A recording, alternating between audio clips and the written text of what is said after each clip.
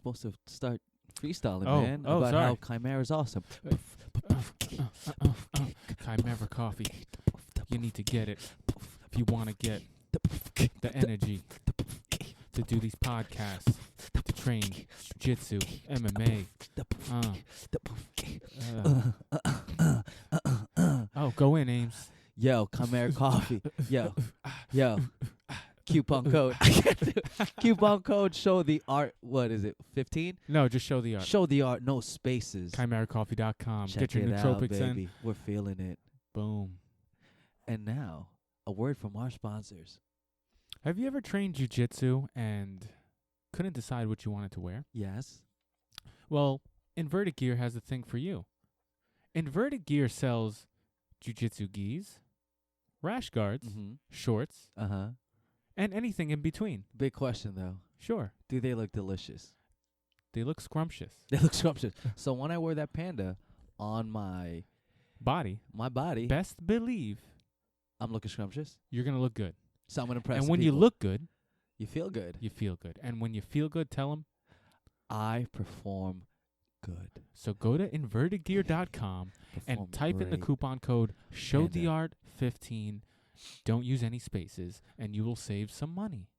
No big deal, man. We should just make our coupon code Panda. Panda. Panda. Now back to our scheduled program.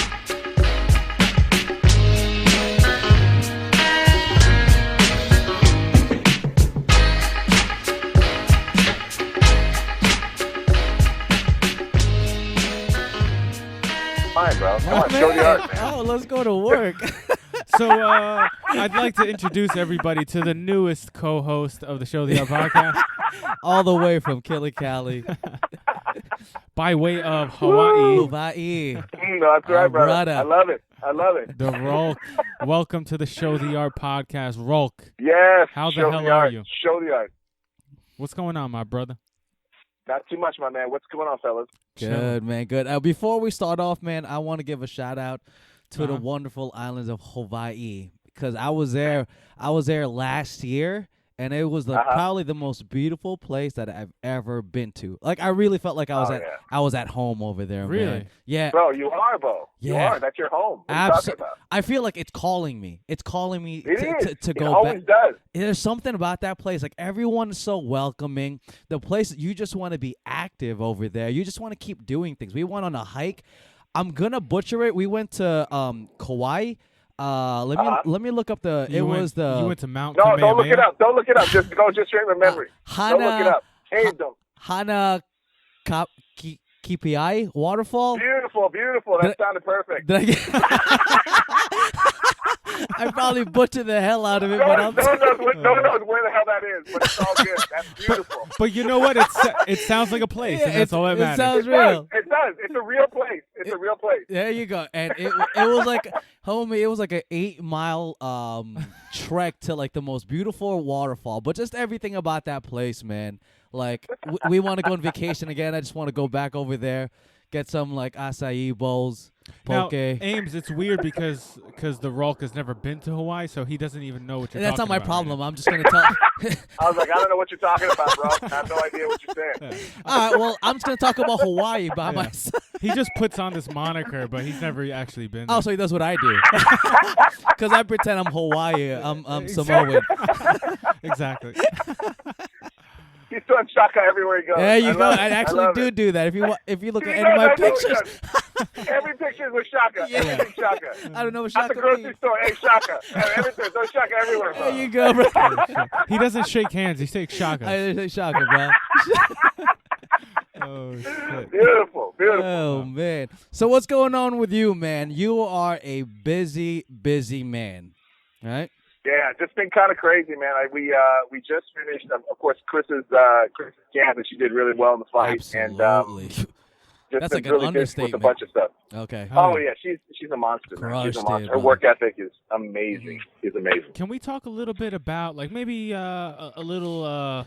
You don't have to give away the whole secret, but a little bit about what you did Tell us everything. with Cris Cyborg. For people who don't know, Cris Cyborg. What's the passcode? What's the passcode, bro? What's the passcode? Yeah, what's that? Don't be secret stingy. For people who don't know, Cris Cyborg just won a fight. She's an MMA fighter. I have been saying this for years. She's the best women's MMA fighter of all time. Yeah. Now, for sure.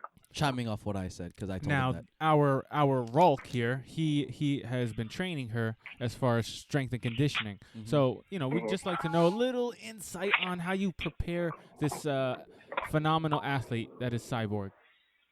It's funny with Cris, with her training, she's so athletic. She was a heptathlete before. She's extremely like a muscular build. And so you have to just be really careful with her, because if you do too much load training and push too hard with the weights or any type of dynamic stuff like that, she tends to pack on muscle pretty quick. So the key is with her is just kind of making sure that we're able to get her stronger and more conditioned with more just movement patterns. So she did a lot of my floor series work, worked on a lot of her shoulder stability, shoulder power. So her punches are really, really strong this camp. We're going to continue to work on that. I mean, she already hits like a tank, but she's going to hit even harder soon. So wow, amazing. And how often did you train with her per week?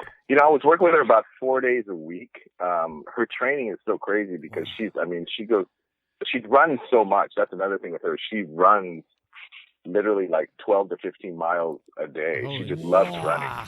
Yeah. When she gets to the point where she starts to kind of, we start a camp where she's trying to cut weight, literally dip her weight down. She's running like a maniac. And, so it's just a lot of wear and tear on her knees. So we try to do some different things with her to kind of, get her cardio in without having to put so much stress on that. I mean, road work is important. True. I'm all for road work. But just, for me, I don't want to have to see her do so much mileage on that on those knees. Sure. Now, does she do that to not gain so much muscle? Because when you run so much, you do too much aerobic, you start to lose a little muscle mass. Does she do that purposefully for that reason, or is it she just loves? It's fun. It's funny with her. She because when she's walking around at 170 or more, she's solid. I mean, she's already lean to begin with. She doesn't hold a lot of fat. She doesn't hold a lot of water on her. So for her, it's a situation of she does have to sometimes sacrifice a little bit of muscle, even when she starts cutting, from a nutrition standpoint too. So she's not. It's one of those things that has to be done. She's not a natural 135. She's not a 135er. She's a 145er. She's not a 135er. So it's difficult. People, I don't think, understand how hard it is for her to cut the weight, and really get down. It's painful. I think you saw. I don't know if any of you guys got to see her documentary that they had with her first UFC fight. I mean, it was wicked, bro. It was a really, really brutal cut. And this time too was hard too, because she had some issues that came up with the cut. And it's just, she struggles to get down, but she's such a warrior that she just, when she says she's going to be there, you better bet your ass she'll show up. I wanted to ask you, do you help her with cutting weight, or do you just help her with the strength and conditioning aspect? No, I help her. Yeah, I help her with the strength and conditioning. She brings in people. I think this last camp, they brought in the UFC actually brought somebody in to help her with that. It didn't work out. She wasn't. I mean, there's some issues that came up there, but my focus is primarily with, as we prepare for the fight, to make sure that she's as strong as possible. The great part about it is that I think if you talk to Cris, she'll tell you that she was able to maintain her strength and power even though she was so depleted. Nice. Just because, once again, our focus and our training is a little bit different than the standard strength conditioning, so we're not really focused so much on how strong from a weightlifting standpoint she is, but just that her body can still fire, and that she still has that that dynamic movement.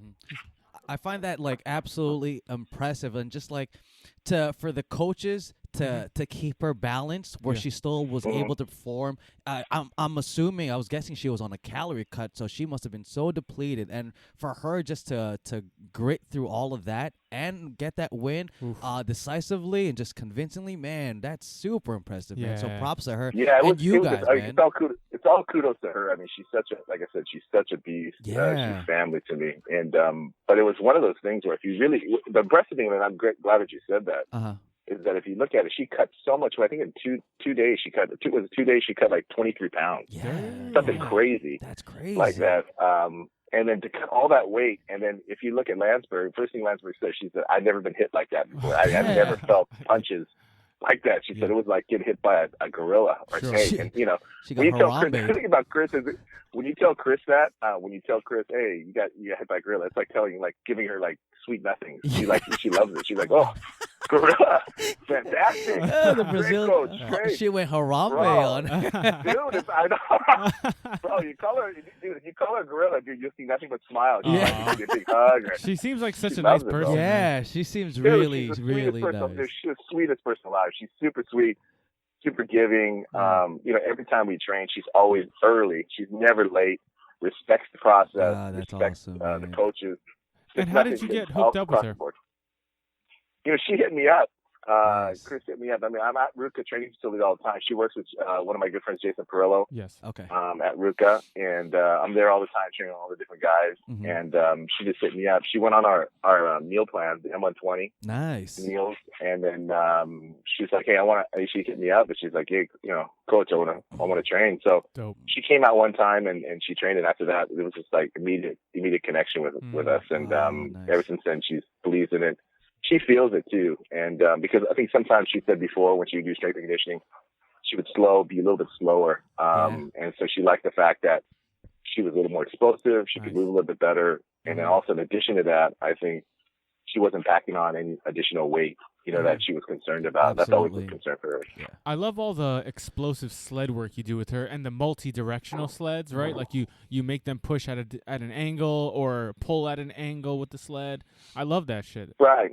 Oh, thanks. Yeah, it's just, I mean, that was one of the things that I put together. So just movement patterns. I mean, it's really, you know, looking at fighters and taking a look at what they're doing. And that's what all, you know, biomechanics is, just actually deconstructing the movement patterns of the specific athlete, the specificity of the actual athlete. And so, you know, being able to drop levels, push, pull, push again, and then get back into it and fire off a combo. Yeah. You know, getting your body used to that constant pattern, and then changing it again, changing tempo and changing all the other variables. It's something that's really my focus. So. I have one more like technical question. It's kind of off topic, but it might be related. Sure. Now, when you put somebody into like a muscle building phase, what is that called? Hypertrophy. Hypertrophy. There we go. Yeah. Once they get into that zone and they start building muscle and they're eating the right way and they're pushing their body in the right way as far as exercise. How long do those effects last? Can you like always keep yourself in that kind of zone, or once you stop, like you go back to being not hypertrophy? You know what I'm saying? If like, you don't use it, you lose it. Yeah, I mean, I think with hypertrophy training, you know, for like guys that are just trying to get in shape or get jacked or something like that. I mean, it's like for bodybuilding specifically, that sport. Yeah. It's isolating muscles, so you're trying to grow each muscle to make it as large as possible. But for a performance athlete, for example, like Cris, or fighters, or surfers like McCool Rothman, or you know whoever the case may be, even like the Jabbawockeez I work with too. I mean, it just depends, depending upon what their specific sport or what they do. You know, you have to focus in and try to make them more dynamic at what they do, and focus on that.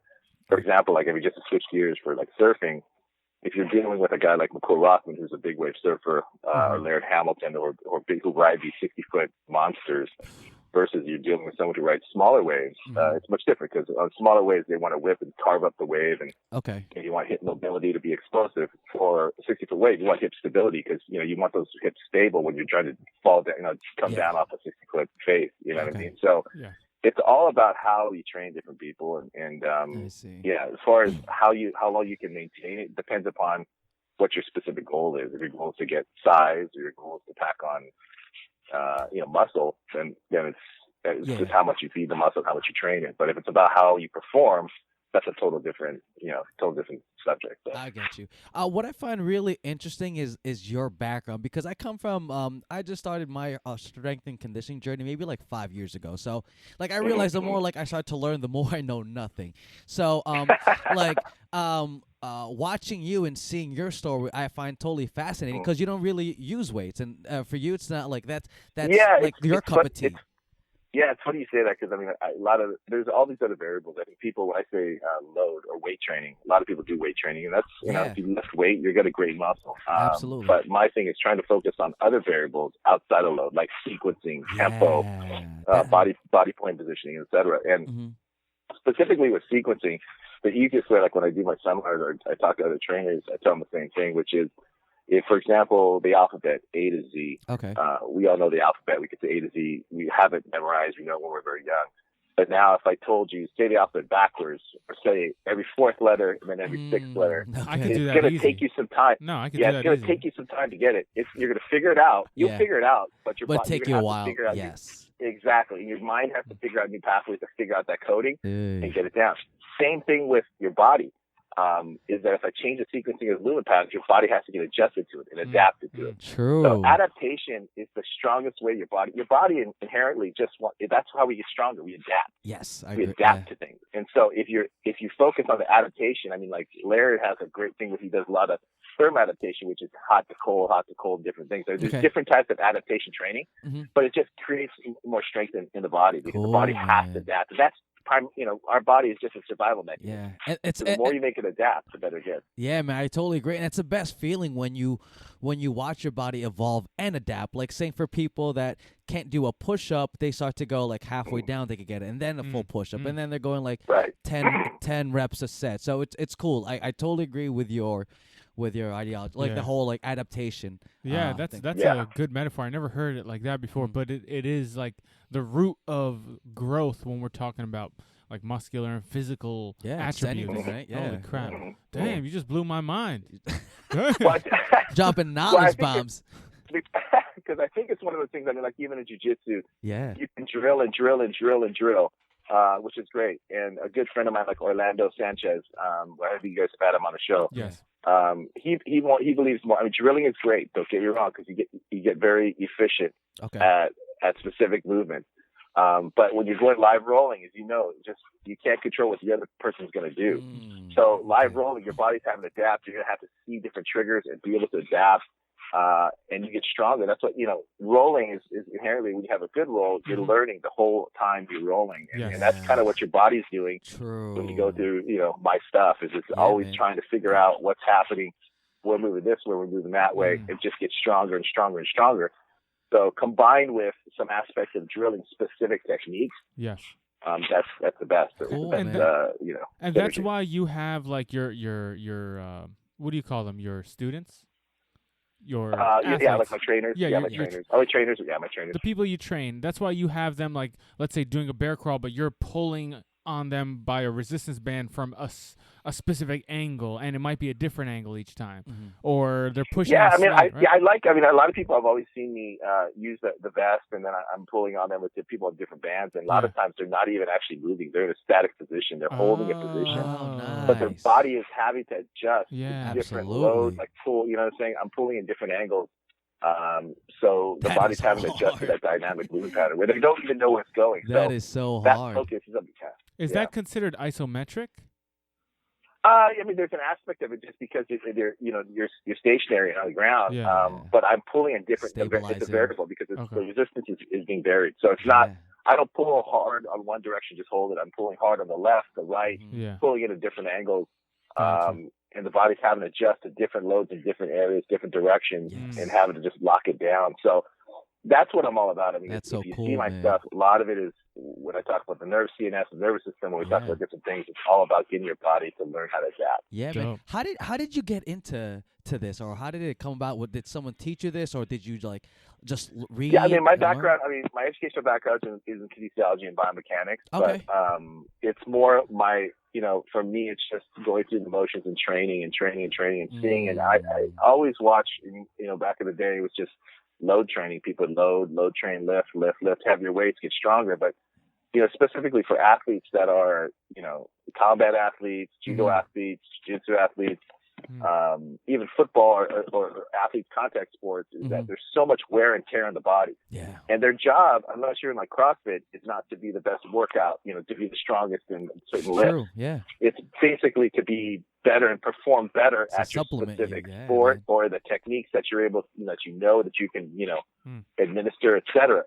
So you always got to remember, sometimes I think with strength conditioning, some people forget that it's not, you're not trying to be the best strength conditioning athlete. You're just trying to enhance your performance on your playing field or whatever you're doing. So when you change your paradigm that way, it's a lot better because then you understand, hey, listen, I'm here to get better, to learn to teach my body how to move better, not to smash myself. Yeah. It's hard to get, everyone can smash anybody. I mean, any person on the street, say, hey, can you take me to the workout and smash me? Yeah. Anyone gets smashed. Do that for an hour. It's going to be hard. But how does that help you down the road of actually becoming a better athlete? So that's what we need to focus on. And I think, again, when we're doing that also, when you take out load, it takes a lot less stress on the joints. And when you're in whatever sport it is, you take a lot of wear and tear on that. The less I can do to add to that, the better. True, man. True. Now, RULK, you said that you are getting into a project with Rener Gracie. Can you give us a little bit of knowledge about that? What's going on with that project? Yeah, I mean, right now it's just, still kind of in the development. We're going to be shooting next week. I'm sorry, we can't hear you. We're cutting off. Oh, you there? Yeah. You there? Yes. Okay, good. Right. Okay, cool. So the Gracies are, I think we talked last time, the Gracies are very good friends. I've known them for a very long time. And Halleck, of course, I know well as well. But he wanted to work on a project with my training, kind of documenting my training and how that applies to specifically jiu-jitsu and the sport and the art. And I was all for it. So we're going to start filming with myself and different jiu-jitsu athletes as they prepare for different competitions, different high-level jiu-jitsu players, different legends of the sport, and seeing how, and try to just really take the movement forward. I mean, Halleck is great in regards to his artistic.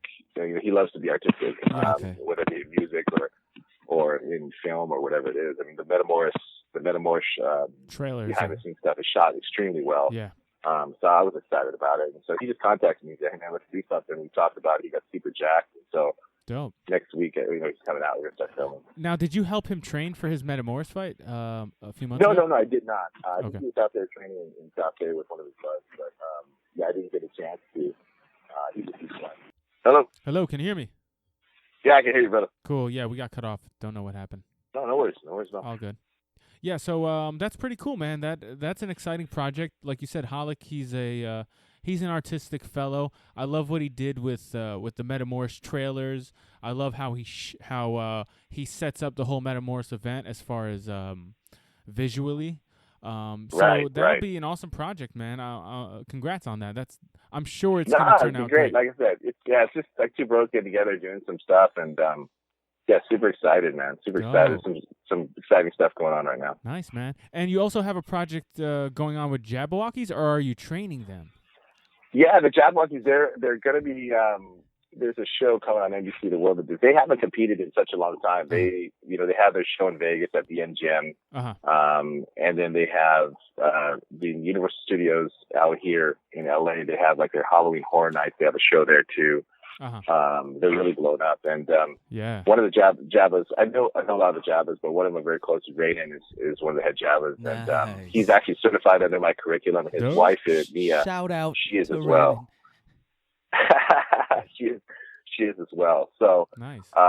They both are firm believers in my stuff, and have always pushed it, promoted it, and they use it as well. So. Anyways, they're getting ready for this show that's coming on, this World of Dance, and it's going to be like on NBC, big show, where they're going to be competing again. So they contacted me and told me, hey, listen, we want to take it to the next level. We got to be ready. Nice. So they're going to be going on, I think, the M120 plan, and then they're also going to be training. Nice. I'll be training them. So that's awesome. We'll get them ready, man. Those guys are. You know what's funny? My best. I haven't really watched too much of them. I'm not a big like dancing kind of guy. I'm a huge. But one of my favorite memories is it was like the NBA All-Star game like years ago, and Shaq came out. Yeah, they killed it. They killed that. Yeah, that was fun. Man. That was cool. It was. I mean, their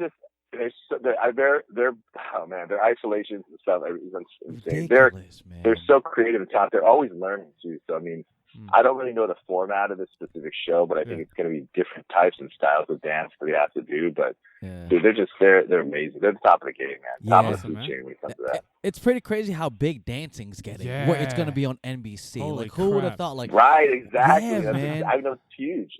I know it's crazy. It's funny because it's like not only just just with the Jabbawockeez, but the guys like Super Crudos, guys that do. I mean, it's almost like floor gymnastics and stuff. Absolutely, you know what I mean? it was crazy. so dope watching it on MTV because you just root for that, just like seeing them get through. And now the next question is, how do we get RULK on Dancing with the Stars? Bro, come on, man. You don't want me to lay it down, bro. You don't want me to lay it down, dude. No, we do want you to. They're like the samba. There you like go. Falling in the samba. This is my dream Dancing with the Stars group here. It's you. So we got the RULK as one contestant. We got DaRulk as another contestant. We got Mark Wahlberg. There you as go. You might as well put Mario Lopez on there and too. Mario Lopez. Boom. Well, of course, Slater's got to be there. AC Slater's got to be in there, bro. Yeah, let's do it. That would be dope. And maybe throw in like Yoel Romero or something. Yo, no pressure, man. Because Yoel Romero can move. That guy can move. Yeah, he got the Cuban hips, man. Of course he can move. He'd be saluting after every single end. I love it, bro. Fantastic. Oh my god. Yeah, so RULK, so what does a day look like for you? Like, I'm taking guess you're waking up probably like at 4 or 5 a.m. and your day is just like... I'm usually up around a little bit before 4:30, 4:20, 4:20, something like that. And then at the gym, training with sessions at 5 in the morning, and I usually go every hour all throughout the day. I usually break briefly in the morning to take my son to school. Then I'll come right back to sessions, and then I'll take another break in the afternoon to pick him up from school, hang out with him just for a bit, and then after that I go straight back to training. And then in between that, there's meetings here and there that I'm in, with either M120 or the new equipment stuff that's coming out or that sort of thing. So it's just a lot of stuff going on. Nice. And what's this equipment collaboration you're doing? So there's a company that contacted me, XP Fit. And XP, they're the OEM, or they provide a lot of the materials for like Onnit, a lot of Onnit stuff, a lot of stuff for TRX. They're basically the largest OEM. They're the ones that made all the equipment. Okay. But they never went direct to market. And now they are, because they have this new line where they acquired the patent rights to Kevlar, which is Kevlar, if you don't know, is like, bulletproof vesting. Kevlar. I wear that every day. Extremely dynamic. Yeah, so they acquired that from DuPont for all fitness equipment. So they're launching their own line of Kevlar equipment, from kettlebells to med balls to everything. But they contacted me because they wanted me to come on to do as an athlete, but also to create the first Kevlar glove. So the new RULK gloves are coming out soon. So they're basically Kevlar, they're breathable, and so that's one of the things that people struggle with sometimes with doing some of the crawl progressions I have, is just their hands take a beating. Yeah. So it's going to be good. So it'll be good. It's cool because I'm sure they're going to market directly to all the Spartan racers and everybody that do all this stuff. Yeah, man, that's awesome. Should we give your address now to send us everything that you're getting, or how do we work this out? Do we text you our address? Yeah. Dude, I think the texting would be good, bro. Just texting. Well, you're already stalking me anyway. So it's great. I'll just leave it. So just tape it on a post-it. Tape it on a post-it to my car, bro. Oh, okay, there you go. I'll just I'll put it on your car window when you're sleeping. Not even that. Just RULK, just leave it inside somewhere. my car, bro. It's already inside my car. You have the key to my car. Oh, okay. Put it in my car. Oh, with a picture, with a selfie picture of yourself. With my morning notes, I'll put it. Okay. With your morning notes, exactly, bro. Exactly. Nothing but love, man. Now, RULK, we gotta go. I'd love to keep talking, but we gotta go. Running out of time. Last thing, I want to get your UFC picks. Oh, true. Ooh, Mikey, I know you got a bias because you guys train at the same gym, but Mikey Bisping versus Dan Henderson. We already know this, man. I heard that it's Dan's last fight, win, lose, or draw. Yeah. And so it's kind of his last fight going in. I still got to go with Mikey. Good pick. Good pick. I got to go with Mikey. Perillo will beat your ass if you pick Dan Henderson. You would have got choked out when you walked out. My answer is Michael Bisping. Yeah, okay. Final answer. Final answer? Yes. Final answer. Yes, Michael Bisping. Have you ever met Michael Bisping's son? He's like the hit on UFC Embedded. Really? UFC Embedded. Have you ever met Michael Bisping's son? He's like the hit on UFC Embedded. Have you ever met Michael Bisping's son? He's like the hit on UFC Embedded. He's pretty No, fun. actually, I have not. I never had a chance to. Mike's a character. You know, when I see him, he's a great guy. You know, his accent sometimes is so thick, especially after sparring. I don't know what he says. He sounds cool. Sounds cool. You just nod your head like, yeah. I'm like, you know, and I always answer. I answer, yeah, brother. Yeah, for sure, bro. Yeah. Always. Yeah, solid, brother. Oh, shit. All right, man. Thanks for coming on. We got to talk to you soon. We got to get you on again. We'll get you on next week. Yeah, something like that. Bro, I want one of the cool, like, because I came on early in the game, so I want some of the new, you know, you have those new crazy, like, when you're announcing the podcast, how cool it is, like high-res graphics and all that, dude. Come on. You want that? So we got that. Bro, you stepped up the game, bro. I got the old school, like the early days, ghetto days, bro, you know? You know what's funny? The early ghetto days like 3 months ago. He's an OG guest, man. You, He's true, an OG bro, guest. Your evolution is insane, bro. Thanks, you're just, man. bro. You can't be stopped. We're trying, man. We're trying. Hey, give us something we can use as an intro, like show the RULK says show the. You know how they do it on like radio stations. Oh, is that what we're doing? You want to do that? Okay, just yell it, or should I sing? Should I do another riff? You're just trying to get me to do another solo riff, right? Get your karaoke on real quick. Dude, with the one finger in the ear. Like, Close your eyes. Close your eyes while you do it. Like I'm running my fingers down a mirror too, like in the front. Oh. What are you, R. Kelly? No, it's Mariah Carey. Mariah Carey. Oh, Mariah Carey. Did you say R. Kelly? Yeah. Well, I said R. Kelly. He said Mariah Same Carey. thing. Same thing. Bro. Oh, you guys too much. Yeah, man. Oh, but before we head on out, is there if anyone wants to reach you or get up on that M120 or anything? Where yeah, can people contact like I you? said, I mean, they can email me DaRulk at DaRulk.com, or they can just hit me up on IG and just put you in contact. I like to. It's great. I just, no matter what happens or what's going on, I love to communicate with as many people as I can. So. Awesome, For man. sure.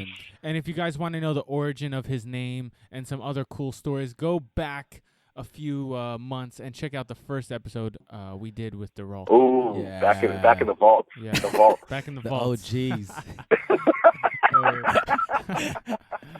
Oh, man. All right, man. Thanks a lot, and we'll talk to you soon. All right. It was good talking to you, brother. Talk to you soon. All of us. Talk to you. Bye. One love.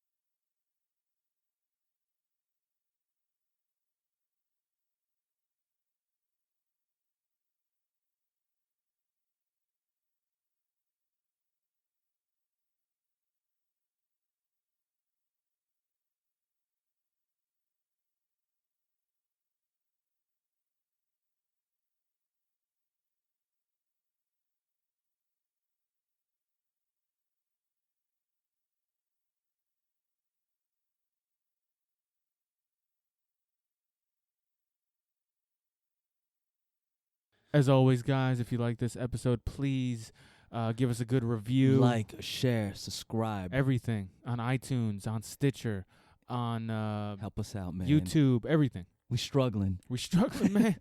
And we need your help, please. Please go on our website, buy our shirts. Help us. Please. We're trying to live. Can I live? And check out our newsletter. We're giving away free stuff, and we know everybody likes free stuff. I sure do. Go to our newsletter. Freeze me, man. Go check it out. Boom.